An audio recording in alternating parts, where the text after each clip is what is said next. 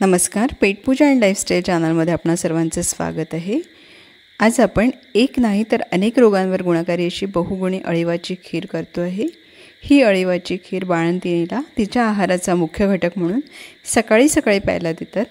त्यामुळे तिच्या शरीराची हाडांची झालेली झीज भरून निघते आणि बाळासाठी भरपूर दूध यायला मदत होते।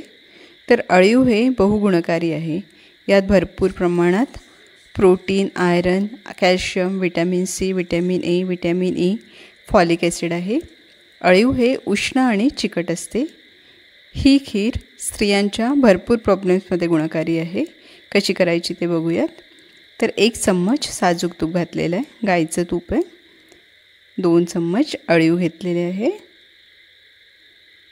आणि हे मंद गॅसवर आपल्याला छान भाजून घ्यायचे आहे।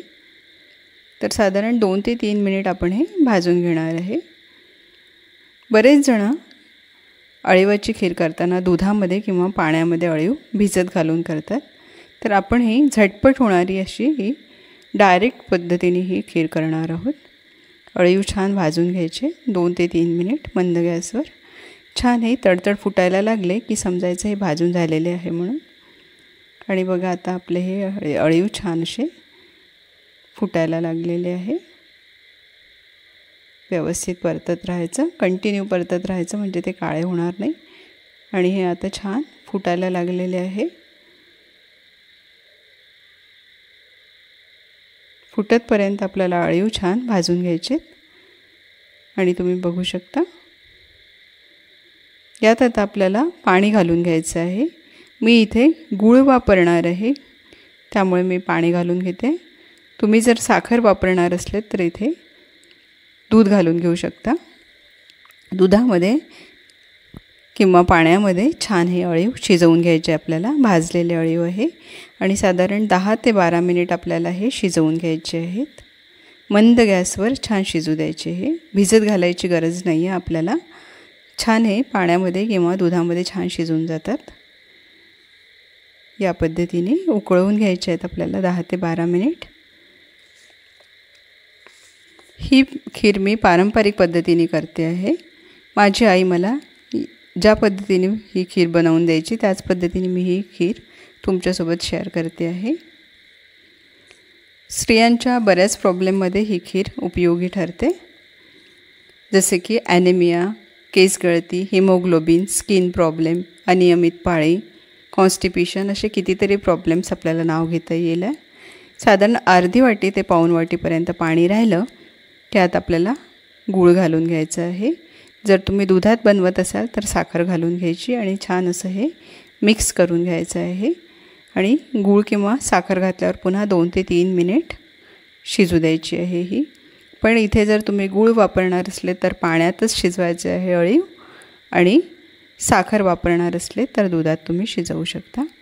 इथे मी सुंठ आणि जायफळ पावडर घातलेलं आहे मिक्स करून, अर्धा चम्मच। पुन्हा मिक्स करून हलवून घ्यायचं। अळीवाला हळीव किंवा हलीम पण म्हणतात। आणि हे बघा छान अशी ही घट्ट आलेली आहे। या पद्धतीनेच आपल्याला शिजवून घ्यायचं आहे। आणि अळीवाची खीर ही दुधातच घेतल्या जाते, गरम दुधामध्ये। छान अशी ही शिजलेली आहे खीर आता आपली। आणि आता आपल्याला गॅस बंद करून हे कंटिन्यू असंच ढवळत राहायचं आहे। आणि आता आपण गॅस बंद करून देतो आहे। छान अशी ही खीर आपली तयार झालेली आहे। खरे बघता ही खीर फक्त बाळंतिणीच नव्हे तर घरातील प्रत्येक व्यक्तीने घ्यायला पाहिजे। ही मी आता गॅस बंद करून दिलेला आहे आणि बाउलमध्ये काढून घेतलेली आहे।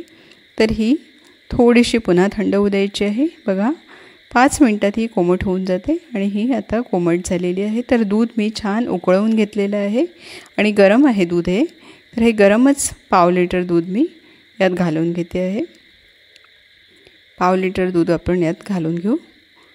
तुम्हाला पाहिजे असेल तर तुम्ही प्रमाण कमी जास्त करू शकता, पण जर ही बाळंतिणीला देत असेल तर यात दूध भरपूर प्रमाणात घालावं लागतं, म्हणून मी इथे पाव किलो म्हटलेलं आहे। तुम्ही जर दूध आवडत नसेल तर प्रमाण कमी करू शकता, पण अळीवाची खीर ही दुधातच घ्यायची आहे। घरातल्या प्रत्येक व्यक्तीने ही आठवड्यातून 2दा तरी घ्यायलाच पाहिजे आणि या पद्धतीने तुम्ही नक्की ही खीर ट्राय करू शकता. अतिशय कमी वेळात सहज होणारी आहे. भिजत घालून ठेवायची गरज नाही. लगेचच तुम्ही शिजायला घेतल्याबरोबर ही साधारण 10 ते 15 मिनटात होऊन जाते.